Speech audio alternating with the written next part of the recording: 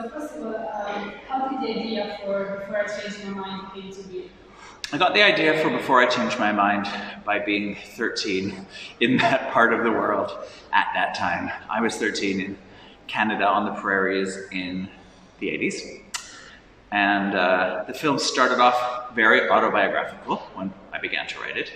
Then my writing partner, Fish Gorkowski, joined me and it became more semi-autobiographical, and now it's fiction. And I love the references to the 80s, also your version of the Christ Superstar. So what were the inspirations for the movie?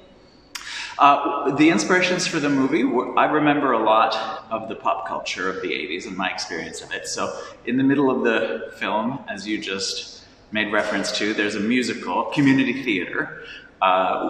And the joke is that within the movie they couldn't get the rights to Jesus Christ Superstar for the small town theater. So the director, played by me, had to write a new one from Mary Magdalene's point of view, called Mary Magdalene Video Star. And the way that Jesus Christ Superstar is very 70s flavored, we made Mary Magdalene Video Star very MTV Cyndi Lauper. Beyond that, our costume designer did a big part of the work. I think her name is Ileana. She's kind of a superstar of the Edmonton Live Theatre, and I convinced her to do a movie. And I think over half of those clothes might have come from her basement.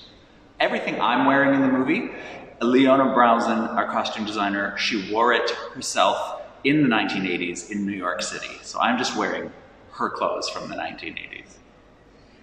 One thing I love about the movie is that you're always very empathetic with all the characters. Like there are no heroes or anti-heroes, everyone is very human. So how did you work to develop all these characters? We wanted it to feel like you could go at any moment with any of the characters and have a full movie about them.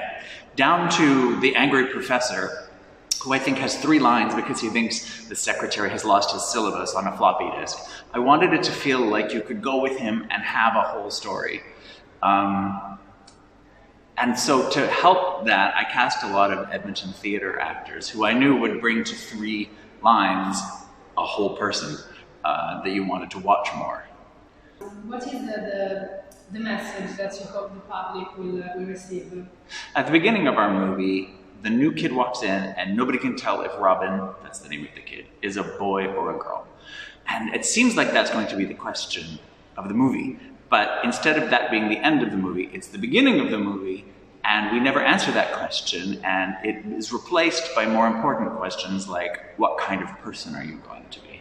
And I think that what kind of person are you going to be is a question that we get to ask ourselves all through our lifetimes, not just when we're 13. What you just said about not highlighting the fact whether Robin is a boy or a girl, do you think this is what needs to be done to normalize queer representation in the media? I find that telling stories about specific characters and hoping that the audience will fall in love with them is the best way for me to make a contribution to queer progress. I know that people's minds change through love. What are your cinematographic needs? Is there any director that inspires you? Yes.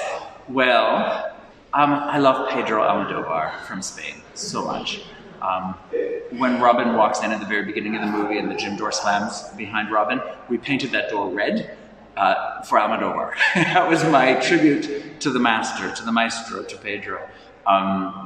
Just a character in a red field. I knew that that's how I wanted it to begin. Todd Haynes, who's here, who I met yesterday and who was very nice to me, so that was a mind-blowing moment.